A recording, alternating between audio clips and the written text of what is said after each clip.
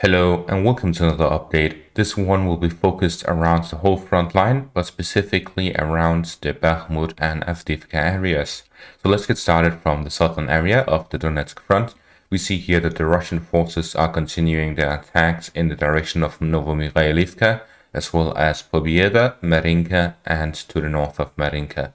So the Russian forces are here continuing their attacks as they have some slow advancements but no significant achievements in this part of the front line in the past few days.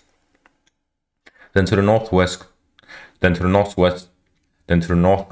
of Donetsk, we see here that the Russian forces are attacking in the direction of Pervomaiske as well as Nevelske in the northern part of Pervomaiske, where the Russian forces are here continuing their usual attacks where they try to advance to the north and the south of Pervomaiske, as well as within the center of it, where they will try to do a three-pronged attack from the north, the south, and the center, which will allow them to potentially encircle Ukrainian forces in smaller pockets throughout the city.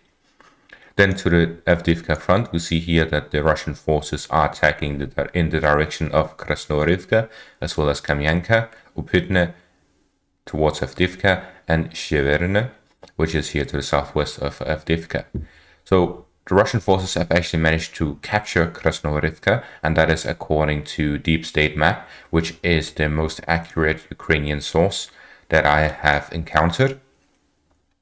So this is reliable information. So with the Russian forces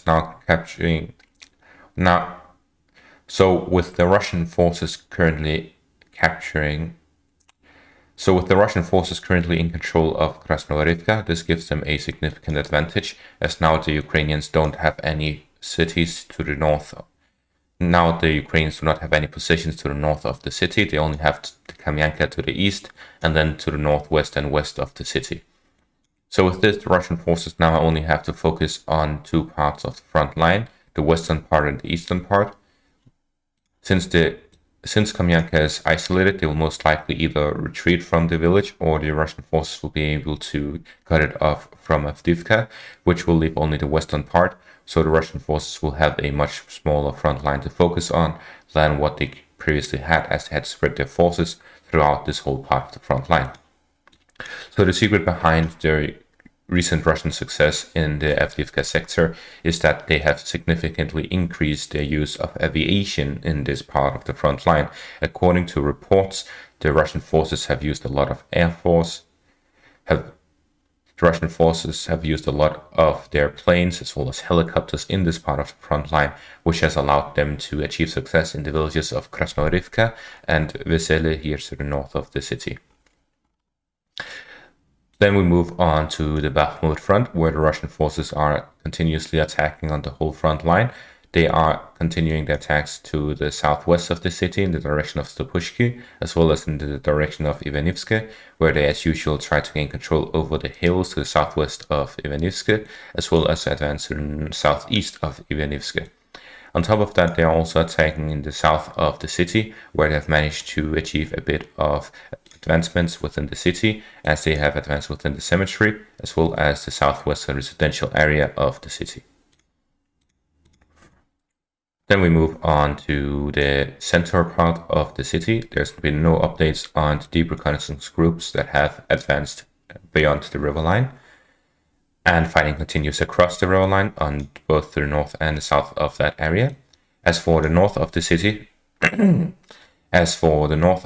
the Russian forces are continuing their attacks at the Arsemovsk steel plant, and then to the west of the city, the Russian forces are attacking in the direction of Homove as well as Bohdanivka, both in the southern part and the northern part of Bohdanivka.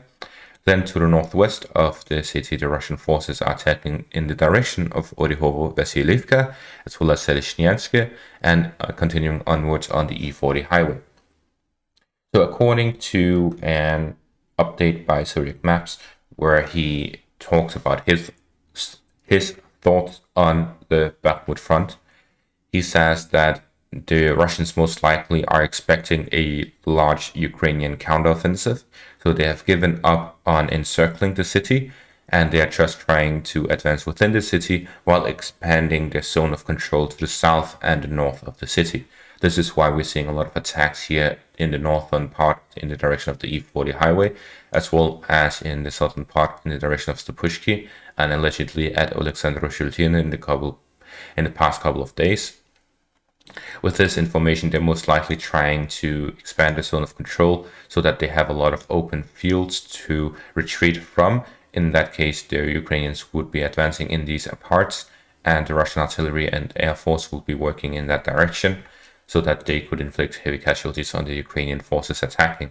So essentially, we may see a Russian withdrawal in case of a Ukrainian counterattack, but that is only Suryak Map's thoughts on it, and the link to his assessment will be put down in the description so you can read it for yourself. Then to the north of Soledar, the Russian forces are attacking the direction of Fedorivka as well as Vesele, and in the Siversk front in the direction of Svirne as well as Bilorivka, as the Russian forces are trying to expand the zone of control in the Siversk sector as well.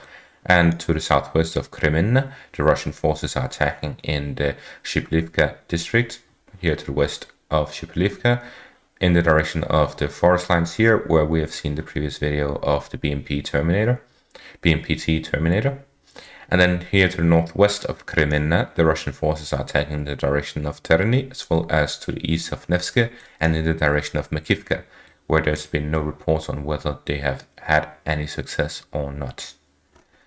And that is all for this update. Thank you all for watching and have a great day.